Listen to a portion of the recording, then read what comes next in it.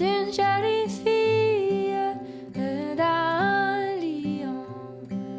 Il y a une jolie fille, elle est jolie, parfaite en beauté, qu'elle a charmé.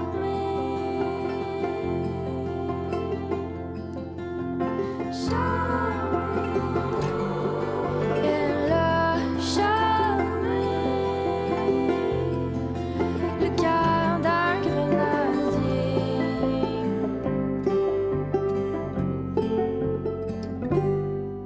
Bon grenadier, amène-moi dans ta chambre.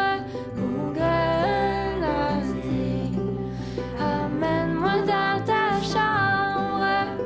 Oui, dans ma chambre, je t'emmènerai et je te donnerai.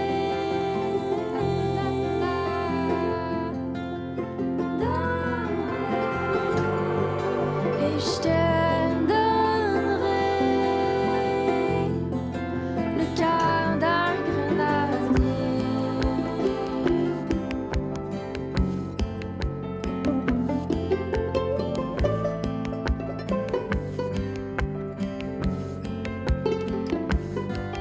Et l'autre amant qui est à la porte qui écoute. Et l'autre amant qui est à la porte qui écoute. Croisant ses bras, jetant la vue au ciel, se dit grand Dieu.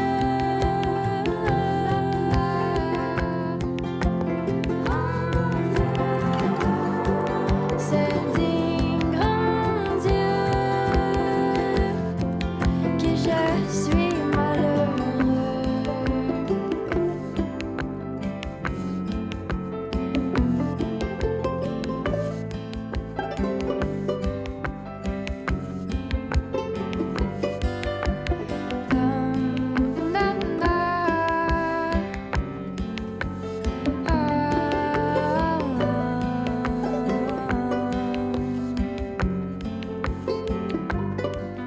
D'avoir aimé une aussi jolie fille, et à présent il faut l'abandonner. Oh oui, grand Dieu, grand Dieu. Oh oui, grand Dieu, que je suis malheureux.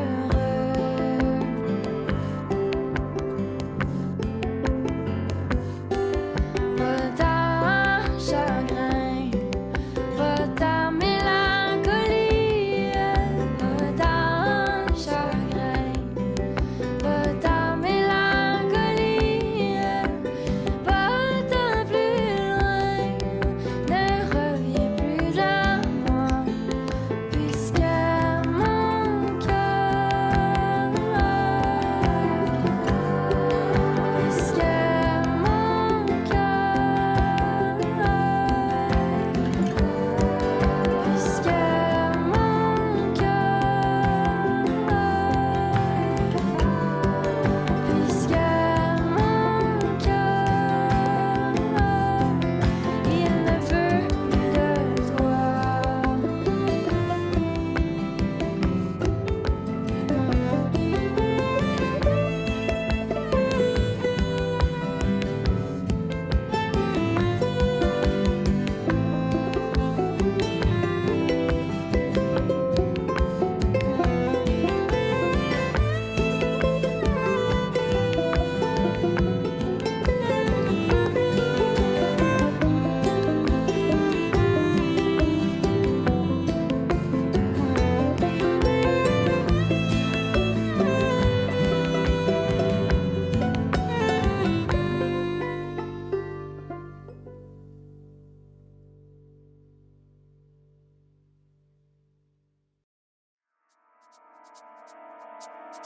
The nation is under siege. The nation is under siege.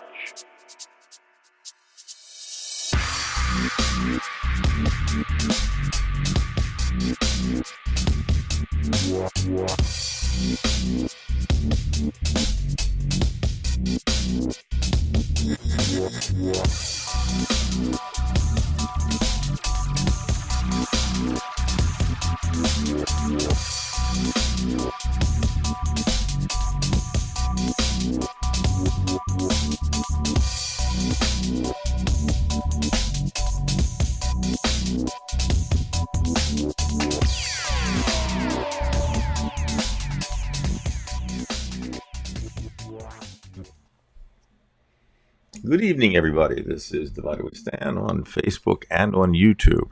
If you're unfamiliar with this channel, you can go to YouTube and do a search for Divided We Stand. There are quite a few Divided We Stands, but we are the political organization. And if you think of it, we'd ask that you subscribe. We don't monetize our channel. We're not looking for your money. We're just looking to commiserate and to do something positive during these trying times. You can also hit the bell for notifications so the show shows up. You'll be notified. Also, we have our Divided We Stand group page on Facebook, very, very successful page. It's a private page, but if you ask to become a member, we'll gladly support you and approve you. Unless you're a Trumper, then we have to kind of look at things. In fact, I've been doing that the last couple of weeks. We've had quite a few people trying to get in and whatnot, but the wall is there. Well, it's Sunday the 9th, and that means it's Sunday Night Live on Divided We Stand with my co-host, David Price. Dave, let me see if I can switch scenes here real quick. And here we go. Dave, Hello, what's Brian. good in Arlington? Well, it's actually nice to be back and broadcasting from here. That's right. You were in Alabama. Alabama, and then in Miami, and then we were here, and certainly not complaining. The one advantage, or one of the advantages besides traveling, is I'm always looking to see how and what Trump is affecting wherever he goes, because of course it's not just any one place; it's all over America, the South. More Trump country, so it's kind of interesting to hear what those folk have to say. What I'd love to say, and I don't think we're going to say it, I'd love to say that everything's good. It's not. But everything's not bad either. And tonight I want to talk a little bit about what I see as positives. But the first thing I'd like to start with tonight is one of the best things I ran across this week. I think it's very important for all of us. And with our enemies, and they are our enemies, okay, you have to, I like what this column said. He said, find your fight, and which you have to do. It's so overwhelming right now. So I think, looking at this, obviously you have to figure out what each of us can do and then do that. But I think you also don't want to get too broad-based. So, for example, you might want to direct your fight to Donald Trump, and that means you'll focus on him, and that's fine. That's a hello, Dave, there, upside down. I got it. Kind of cool, actually. Yeah. You could also say, well, you know what? I'm more concerned about the oligarchs, so then your enemy, and you focus on Musk. You could say, well, I'm an educator, so I'm going to take on Vince McMahon's wife, Linda McMahon, who who has been commissioned, and she said she will do it. She actually maybe not this? It wouldn't matter if she was the smartest in the cabinet, but she actually said, I don't think we can end the Department of Education. What we can do is reduce it, because right now you'd have to have an act of Congress to do that, unless Trump can get the law changed or just does it and then sends it up the chain to the Supreme Court. Another thing is, I would suggest, since it's not just Musk and Trump and the cabinet, if you live in a red state but you're a blue person, maybe you want to target your senator. What I'm hearing down here from people is that the senators are kind of overwhelmed, and that's good, because they're receiving so much mail. I think in one week it was like an 850% increase in mail received. So, certainly you have the right to do that, and you could. So if you live like, my family does in Alabama, you might want to target Tommy Tuberville. Now, I'm assuming Mr. Tuberville is surrounded by aides that can read, because I'm not convinced he can read. But, still you can send the letters to him. Or you've got Katie Britt down there. All over the place, you've got Peoples. But you don't want to burn yourself out, for one thing. And also, you can be more effective if you target. So I kind of like that idea. I throw it out there. Find your fight. So Brian, where if you had to, where would your fight be right now? With whom and where? If you had to. Then it just I know shows it's who I hard. am, because I have so many points of interest and things that frustrate me. The climate change thing, there's a report today that the scientists have miscalculated how quickly things are changing, and that San Francisco and I think LA could see like a foot of water within the next 5 or 10 years.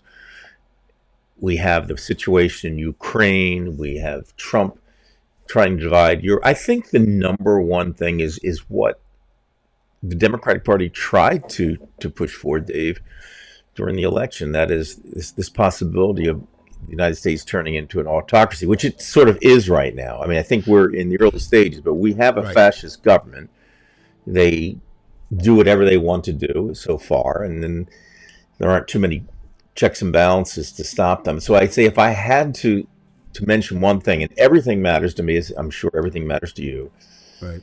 is this idea that we're slipping into deep fascism, and it's completely acceptable to these people for whatever reason, their hatred of us, their true belief in Trump, the evangelical, whatever it is. That's my major concern, is this country. You know that climate change is important, but if we move into a fascist government, we'll never get it back. Right. And, I find it, obviously, political experts and those interested in political history we're going to come back to that big time, Veg, tonight. So don't go anywhere. Go anywhere, folks. Don't go anywhere. We'll be talking. No. So, but as you point out, they're kind of labeling it. They're trying to label it. Is it an oligarchy? Is it fascism? Is it authoritarianism? Is it a kleptocracy? It doesn't matter. It's fucked up. Just leave it at Right. that. Every day that Donald Trump draws a breath, we get a day further away from any form of American democracy. Okay, left unchallenged and unlimited, he would imagine what he would do, and I don't want to imagine what he would do because he's doing it now. But one of the things that let me do it this way: there are some encouraging signs. Now, first, let me say that we all would like it to end tomorrow, and it's not. Okay. And people say, well, maybe Trump will die, or maybe somebody will assassinate him. He might. It doesn't but matter. It doesn't. It doesn't matter because they've got Group B and Group C and Group D, backing them up. So I don't know if you saw it was out this week. Nothing new about it, but they did publish it to look at the. I think it might even be 30 some in the Constitution. There's 30 plus, give or take. How if one is gone, what would happen? So obviously, president goes to vice president, vice presidency, and it moves around. Well, guess what? There ain't one winner on that list. Not one. They're not Donald Trump. They're not an opportunist like J.D. Vance, but they certainly, Linda McMahon, she's on the list, right? Mhm. Kristi Noem. Hell, if you need a dog shot, she's great. And the list goes on and on and on and on. I'd like to see Little Johnson guy there. He would be interesting. I don't know if he could speak over the podium. Dave, if I can stop you for 1 second, 'cause you're Sure. mentioning all these people, and we've talked about the fact that he hires these people simply for loyalty. But the fact is, these people are not qualified. So Yes. my question to you is there any end result that has anything positive when you have ignorant people in control? No. Yeah, absolutely. So what do you No. expect from? Nah, but You here's expect the worst from everybody. You do. I mean, you have to. Okay. And even some of his under people are worse than his over people. I mean, how could you find anybody worse than Patel for FBI? Well, he did. He found Bongino, who's worse. Oh my to God, make him Dan Bongino or under. whatever, Bongino. Yeah. Oh, Yeah. Bongino. So there's no, and he hasn't even come up. I mean, he can still appoint Tucker Carlson. He can still appoint Laura Loomer. He could bring Tommy Tuberville out of this. The list is just so damn long. But here's what happens with incompetence and stupidity and power. They're going to make mistakes and they're going to get mad at each other. And we're already seeing two developing. And I would urge everyone to keep their eye on these two divisions, if you will. They're small right now, but small cracks can get bigger. One is the one that's been going on for a little bit, Steve Bannon and Elon Musk. And Bannon has come out and said, I never thought I would side with Steve Bannon, but, politics, they say, makes strange bedfellows. He basically came out this week and said, I don't see, Trump was trying to play kind of mediator. I thought that was Rubio and Musk. It is. I'm going to get to that. But the first one is Bannon, who represents the conspiracy wing. the MAGA hordes. That's Bannon's role. Okay, and he does it all over the world. He consult. I mean, he's actually an anarchist. Really, he just wants to burn it all down. He doesn't have anything for it. Usually think of anarchists as being on the left, but he is a right wing anarchist. So that is something that it's not kumbaya. Let's sing there and hold hands. And that's two very important elements that Trump needs. He needs support. So there's Bannon, and he needs money, and there's Musk. Now, I would assume that let's use a cliche. It's a nice cliche night. Push comes to shove. Trump would go with Musk. But, we don't even know, not that it would really matter, but it does matter. We don't even know what these people have on each other. Right. Most all of us have something or some things in our past that we would not necessarily like to be revealed. And I know people say, well, what else could be revealed? I'll tell you what could be revealed. And I think it's true. I've been debating for a long time personally, is Trump just stupid? Is he just, and this gets to the relationship with Putin. Is he just stupid? Is he envious? Does he really think that's the way you should run a country? Is it, whatever? And I've been dredging up a lot on his 1987 trip to Moscow. And I would, if I had to say today, something happened during that trip that got him compromised. That's what I believe. Absolutely. Now, can I prove it? No, but listen, he comes back. Now think about this. He comes back broke. He was broke when he got back from Moscow. He was invited by Russians to be there. And he comes back and suddenly he gets 15 loans. That really re-sparked his career. So now, did they, everybody, they didn't know he was going to be president. That's not it. They thought they would have, that's just something that came along. I mean, they didn't, I've said this before, it's not a Manchurian candidate where they placed him in. That's not what happened. They went for a big guy and got bonus their money. Hey, Keith. So that is example. Now, would that change anything? The Senate still would not impeach him. The House would not impeach him. The Senate would not carry through if the House did get enough votes. Supreme Court, who knows? But it's something to keep your eye on. If that came out, would that change anybody's mind? I don't know. Now, the other one that you just mentioned, the other division, fissure, crack, if you will, is between Musk and Rubio. And that doesn't really surprise me. Musk, from all indications, I've never met the man, but from all indications, he believes in the old thing, my shit doesn't stink. I am the smartest, biggest, greatest person going. And he exhibits that in every facet of his life. Okay? So if you think you're the best, you really don't have a lot of time for anybody else. Now, he and Trump have a bromance right now, and that may fall apart because you have these two. Unfortunately, though, Trump is not an alpha male. Musk is. He really is. Trump is just a wannabe. But Rubio has been a senator.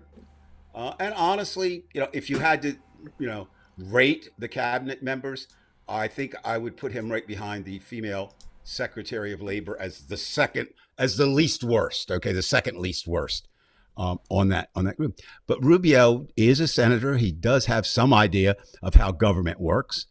I think he was. I don't think he's philosophically a MAGA. He's a MAGA because that's how you get elected now, Republican Party. So that'll be interesting, And Trump today came out. I don't know if you saw his Truth Social post, but it said something like this: "They are best of buddies, and anybody who says anything different is fake news." No, Donald, they're not best of buddies. Nobody in your cabinet is best of buddies. You're not with Musk. Musk isn't with you. Musk isn't with any of them. Rubio and Musk come from different factions. And you also have, because Rubio is from Florida, you have an interesting development brewing in Florida, which is something worth following. Trump has endorsed his own candidate, Donald's, for succeeding as governor for Ron DeSantis. DeSantis wants his wife. Now, who will win that? I don't know. Do I really care? No. They're both bad.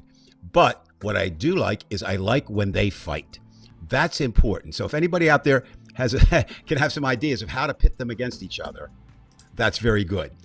And to get back to that idea, Brian, that you were originally asking, none of them are smart enough, I don't think, to overcome the petty jealousies that will come when you're in a transactional administration. And this is a very transactional administration.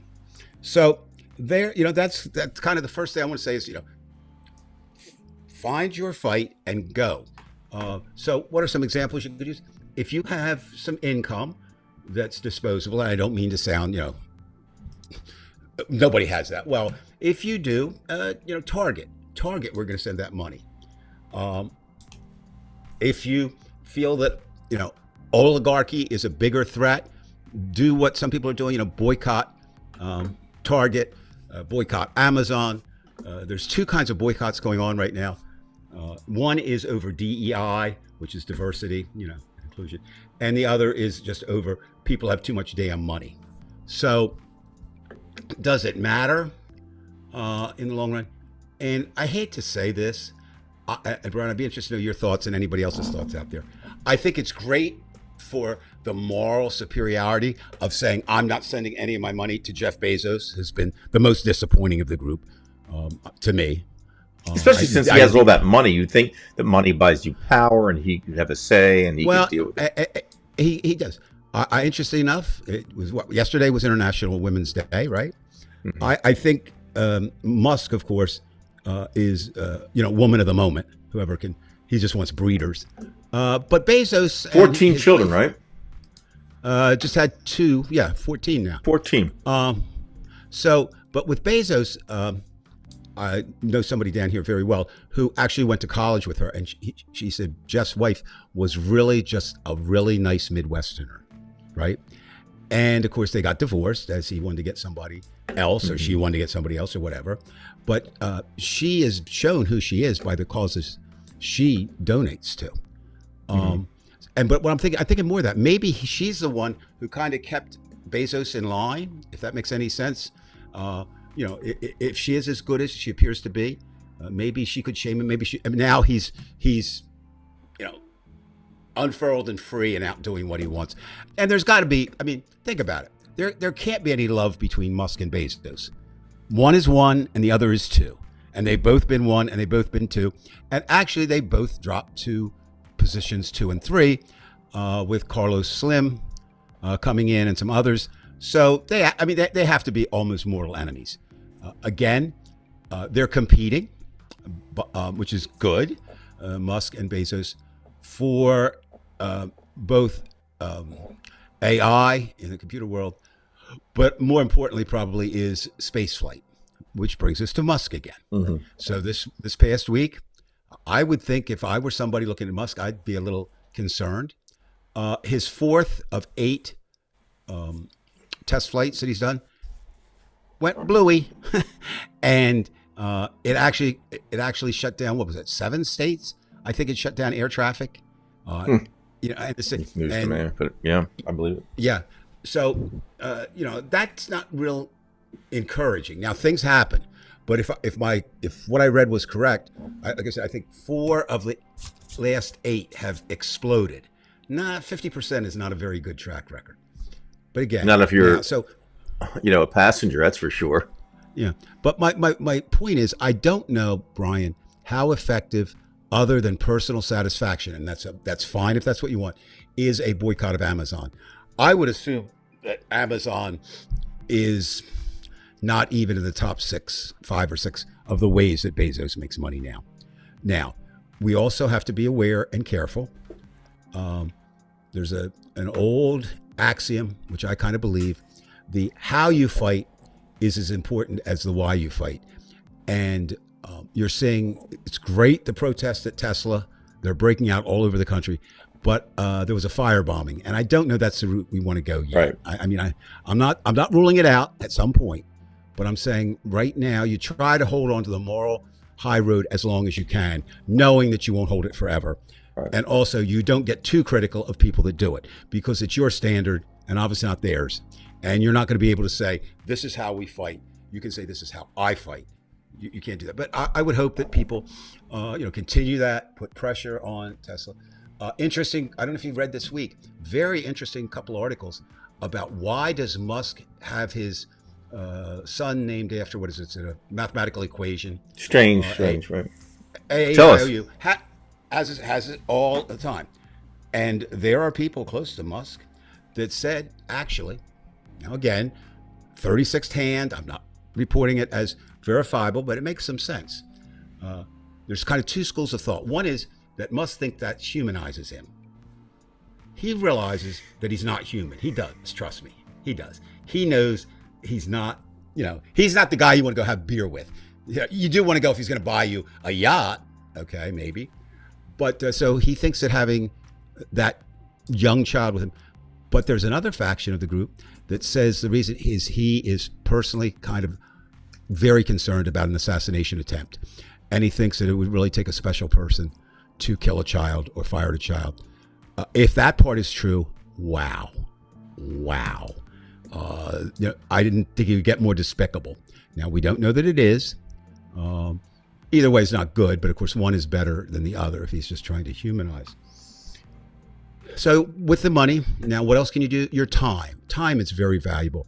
I was talking to a mutual friend of ours, Shoshana Osofsky, and she was talking about apparently in my old neck of the woods where you live now, there's going to be a rally of Jeff Van Drew, anti-Jeff Van Drew, who is a former Democrat who became a Republican and kissed every part of Trump's body. Hey, by the way, I should mention this to you. I don't know if you're surprised, but he went on the floor of the Congress to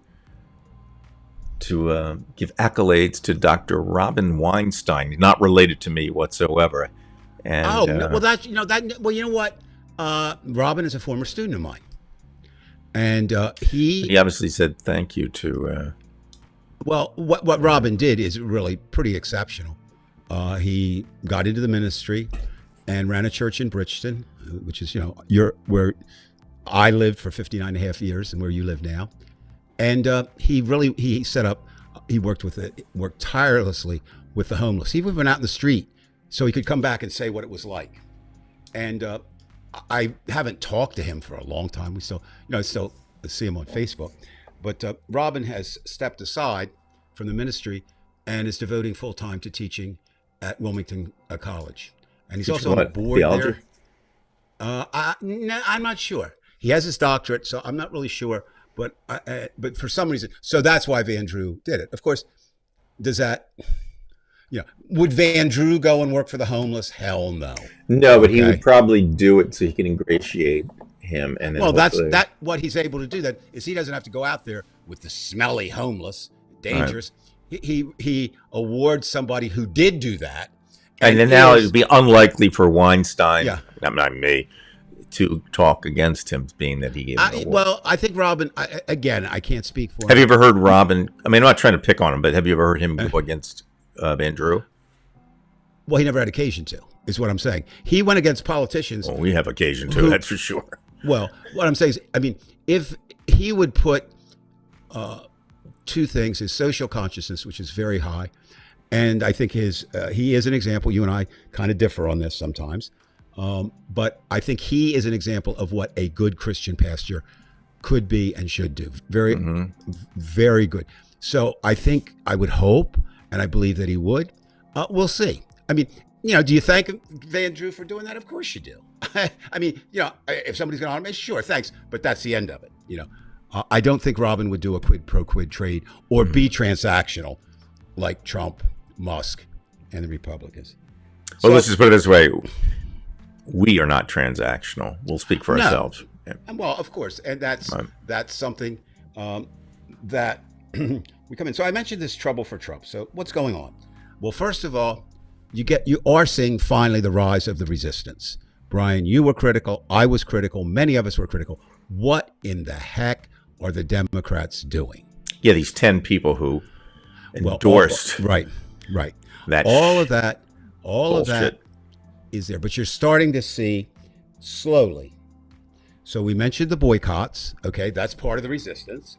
Now, what I would suggest to people as somebody who's took to the streets in 68, 69, and all the way to 74 until I got decent employment, I would suggest that in addition to the boycotts, actually physically protest at Amazon sites. You're already doing it at Tesla sites. So do that.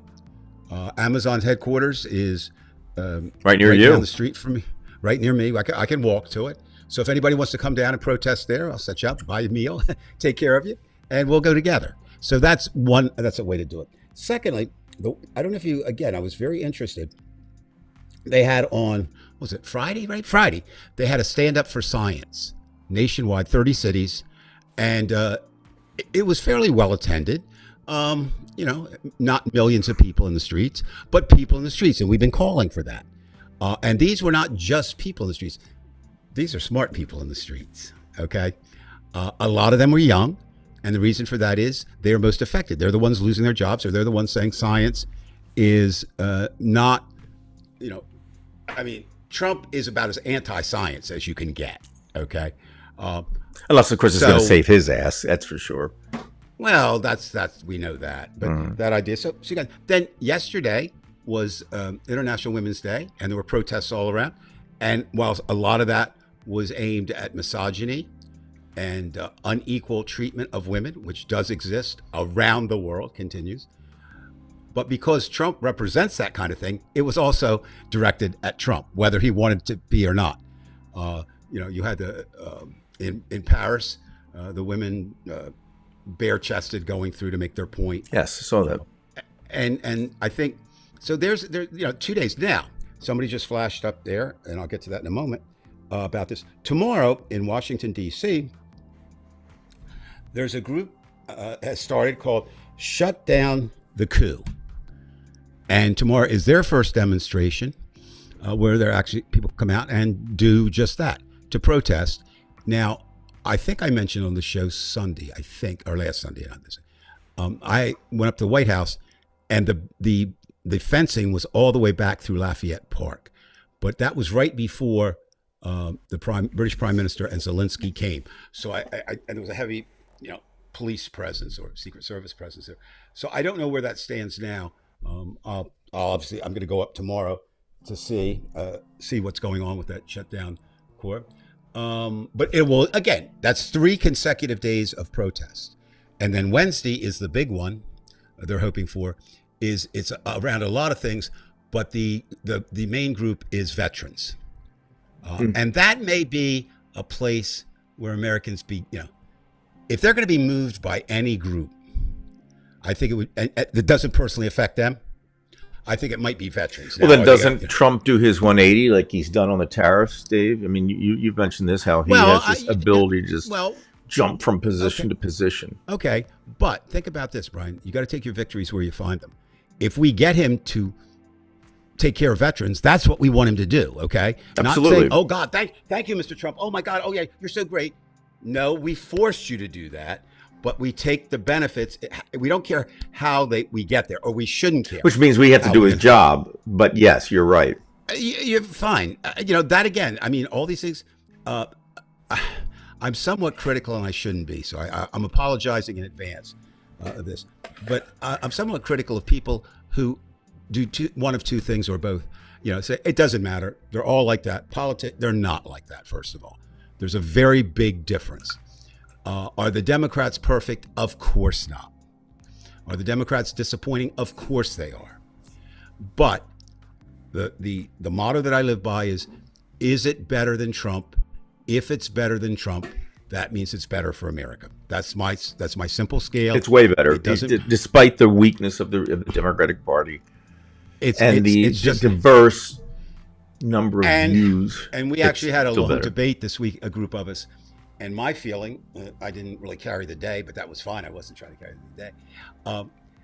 I think the way I look at it is the strength of the Democratic Party is also its weakness in this respect. It is so diverse that it's hard to get agreement, right? In other words, the you have the LGBTQ, you have the immigration, you have all these things. And again, it's very simple to me.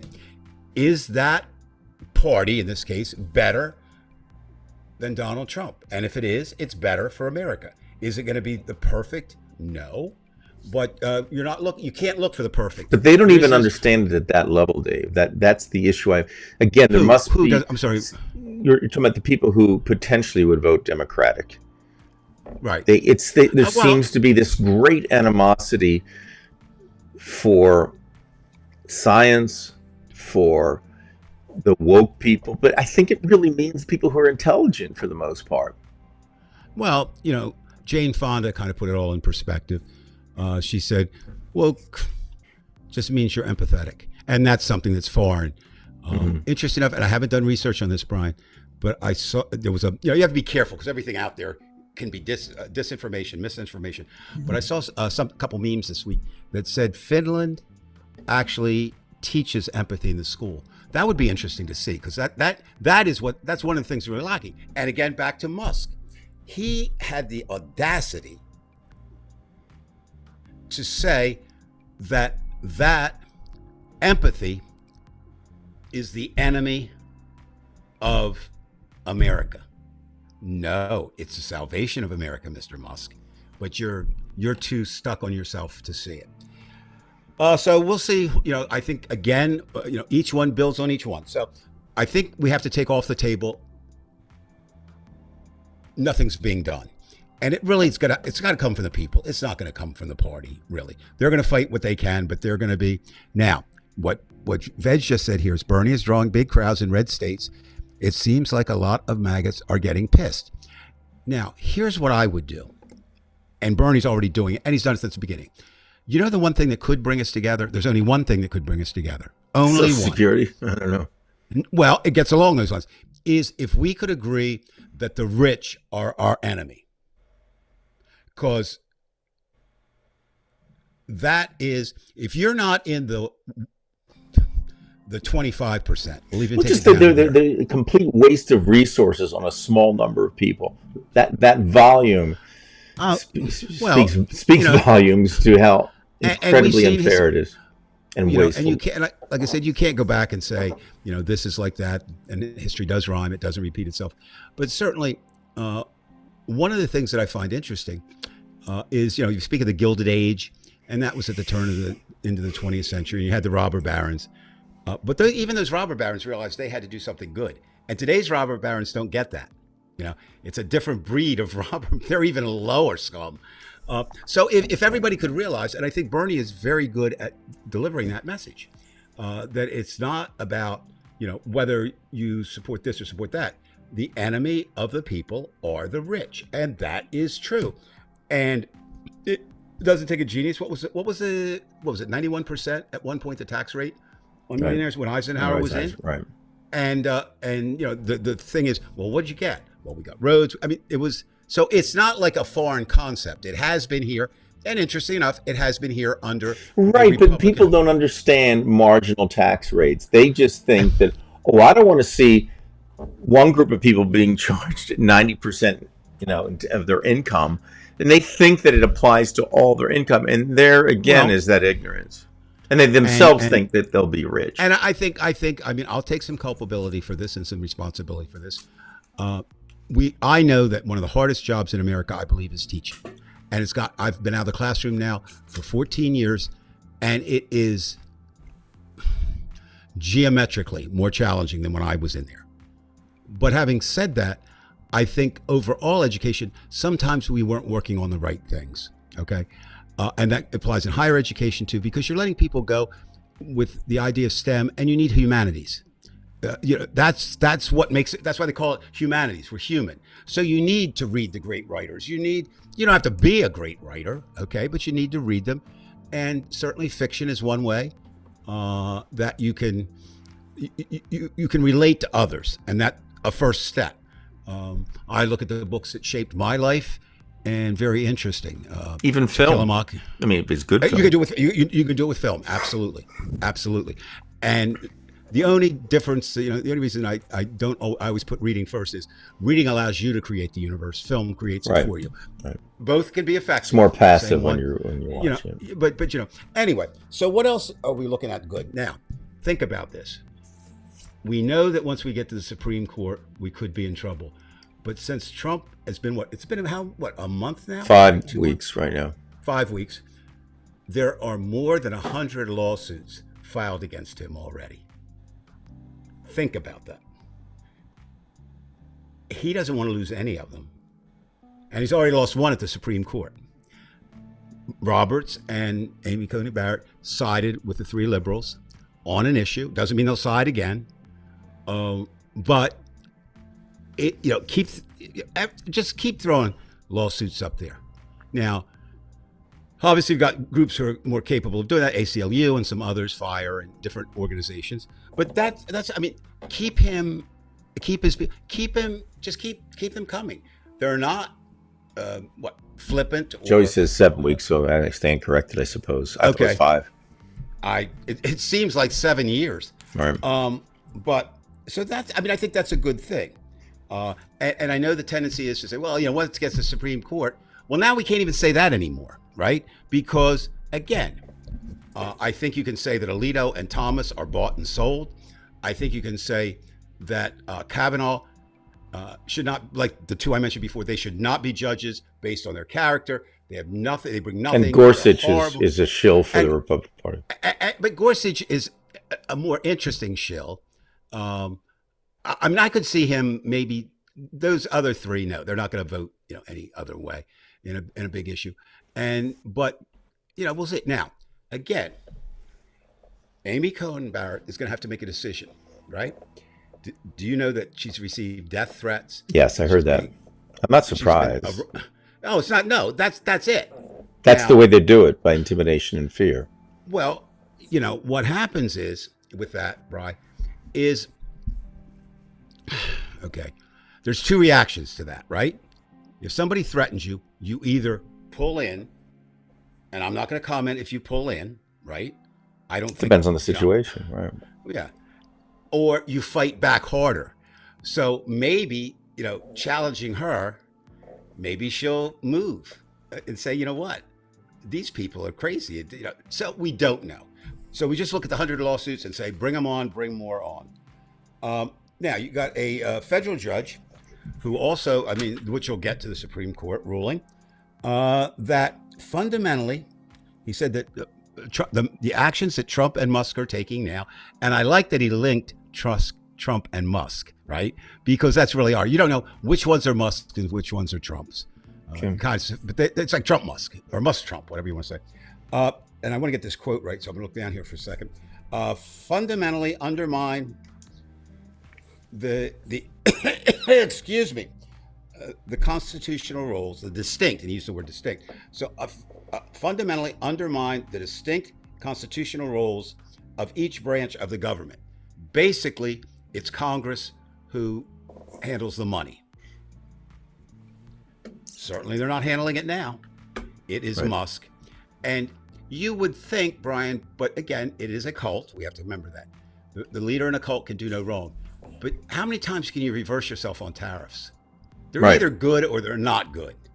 Not about Over 40 pounds of fentanyl. I find that very, very well, dubious. and the irony of it is, and again, I'm going to say something without proof, but I'm fairly certain of it.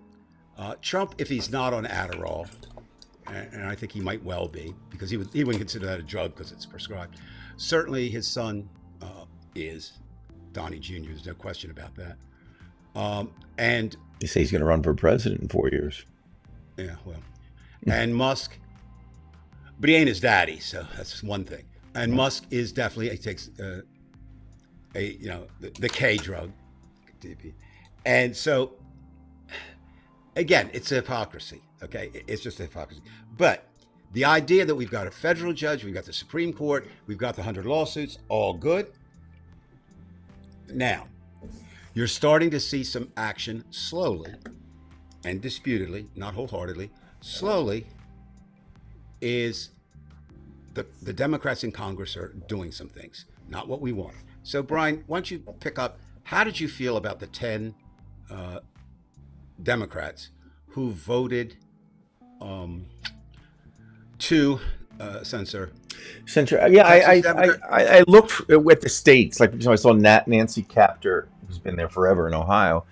And I understand that it's a red state. Maybe they're intimidated, or maybe they're trying to create some balance from what happened before. That that they felt that Marjorie Taylor Greene should have been censured, and in this case, they do that. And I don't think that was the right thing to do. I don't like it. I mean, normally it would be fine. But because of what happened last time with the Republicans constantly doing it, you've got to defend your party here. Again, this is part of the Michelle Obama attitude. When they go low, we go high. No more of that. Doesn't work with these people. I'm not saying, cut their heads off. But no, you cause as many problems as you can. The one thing Trump wanted, Dave, he wanted everybody's undivided attention. He wanted to make drama that night. And when somebody takes that up, it angers the fuck out of him. So anything that they do, just keep doing it, rile them up, make them have a heart attack. Just keep doing it. You can deal with being censured. I agree 100%. And the way I look at it is, well, a couple things, okay? There was a site of, and again, I've kind of, maybe I shouldn't give away my secrets, but I've found new ways to bait the handful of Trumpers who stayed on my page. Mm-hmm. So for that reason, and they'll throw up things like, well, lack decorum, and don't go back. Don't, of course, the other side. But the idea of Donald Trump and decorum should not be in the same sentence unless this is a sentence. Donald Trump has never exhibited decorum. That's it. Now, how do you battle? You do just what you said. Michelle Obama, Give them the quotes. exactly what they give us. And we in Congress, okay? If what happened on January 6th doesn't show you that we're at war and decorum is not something we should display, then what does is Trump freed those people who the legal system had said were criminals. Right. So that is deliberate lack of anything. Now, so Hakeem Jeffries, again, is the leader of the Democrats in the House, and he's been kind of slow. I think he's better than Schumer. This week he said, I don't know if you saw where Republicans were to come out and strip the Democrats who were involved in any type of protest of their committees standings.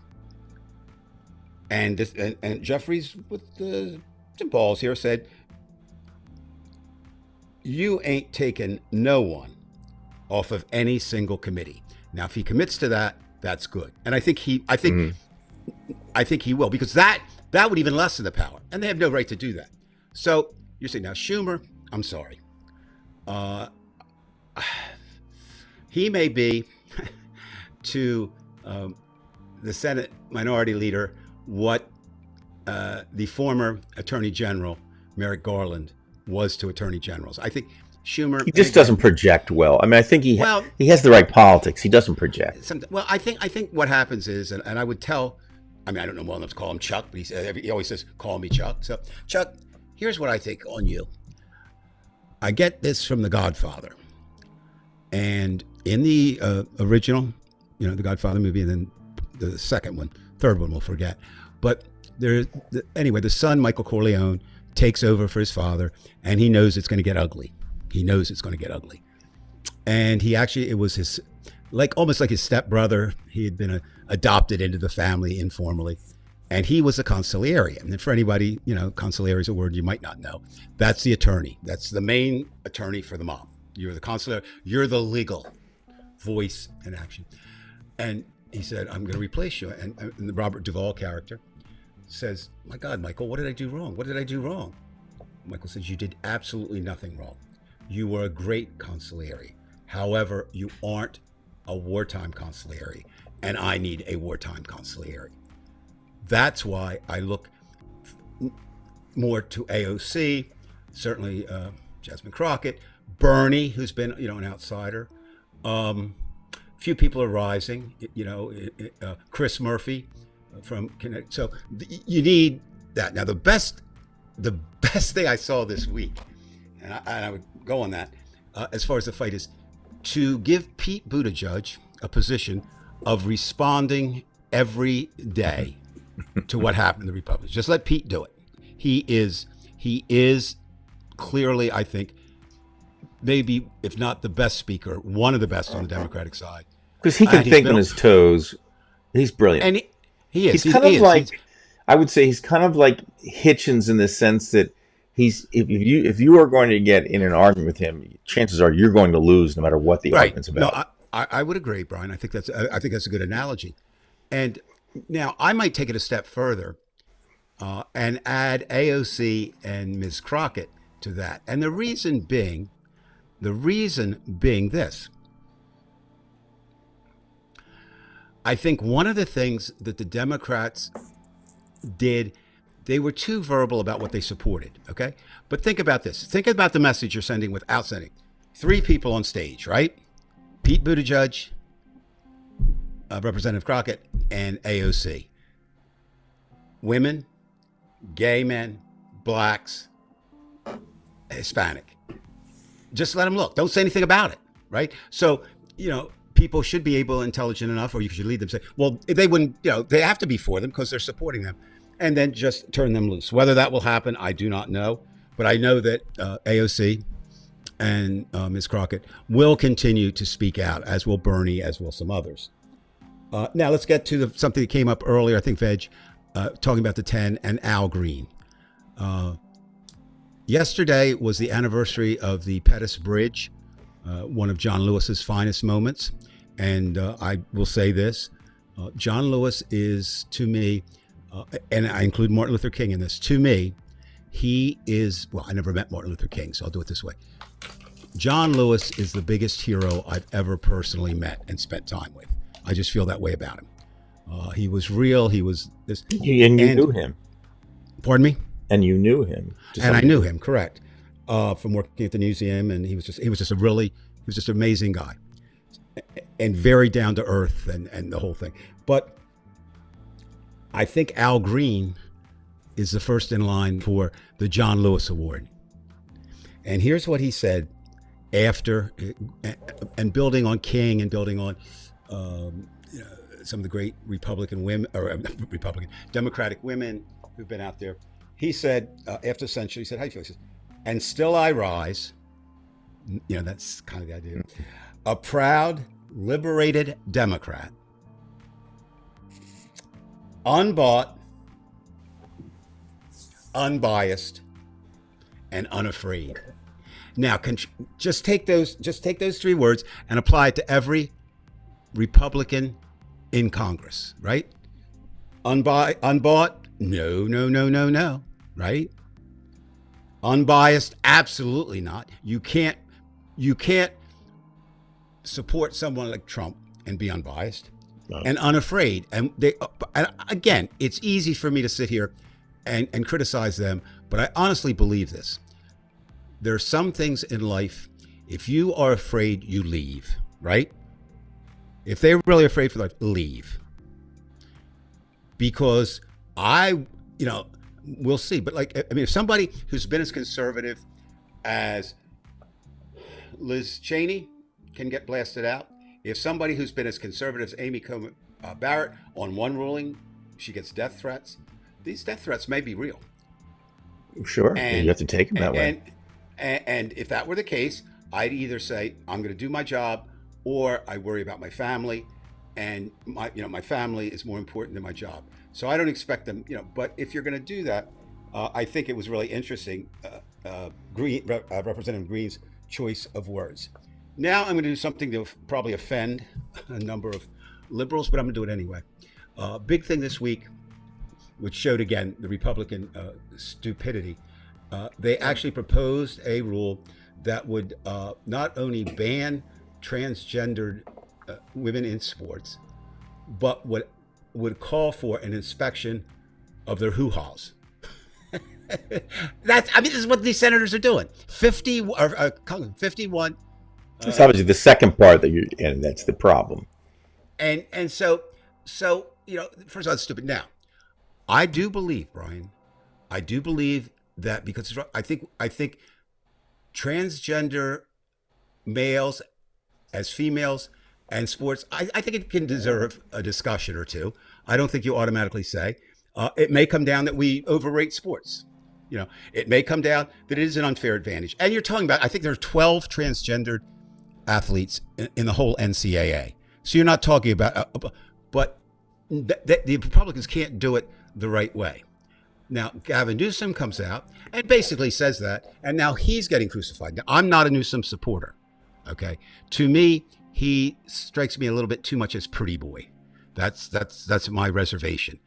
But I don't think he should be pillared for making that stand. And I've had friends of mine who say, I'll never vote for him. Well, again, if it's Newsom against Trump, who do you vote for? Right. If it's now, it's not because we have to be pragmatic and grow up. If it's Newsom against Vance, is Newsom my choice? No. My choice has always been, but he's unelectable, and I don't even know if he'd be a good president, has been Bernie. And second in running was Elizabeth Warren. And I don't know that she would have been electable. And as we found out, Kamala Harris, I think she would have been a great president, but was not elected. I don't think we're ever going to see that with her. I mean, it's a shame because...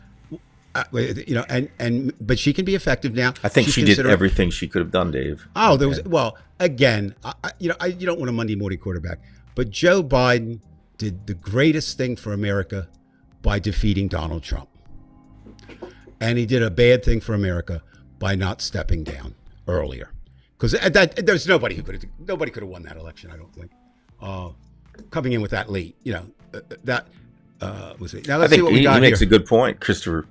Does. Today showed that only opposition to Trump will come from. Yeah. Because in a certain sense, because they're so close to us, it really is a force. It's a force that we need. We need Canada to help us. I wish we had the Liberals, of course. Yeah. I wish we had Ryan on tonight. Because then you have 41 million people on your side now. That's a lot of people.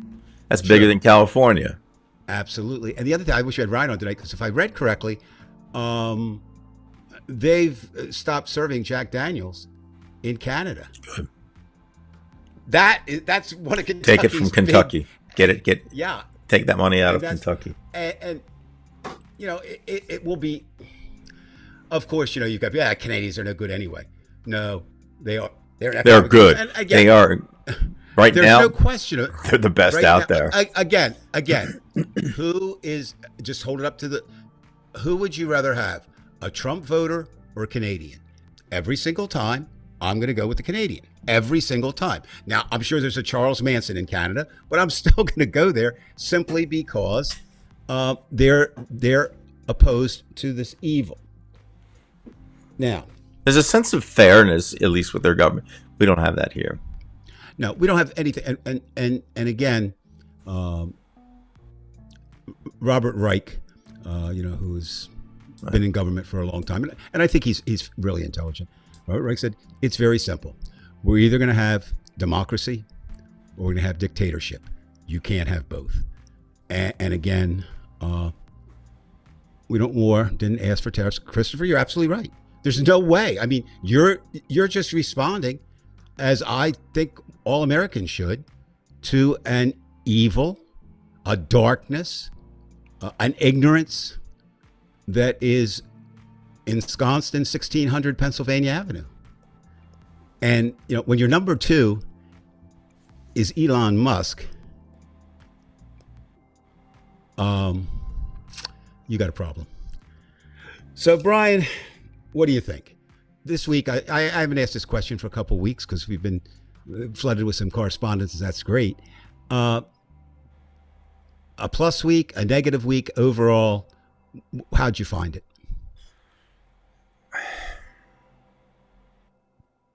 Well, first of all, as long as he's in power, it's negative. But I see where you're going with this, Dave.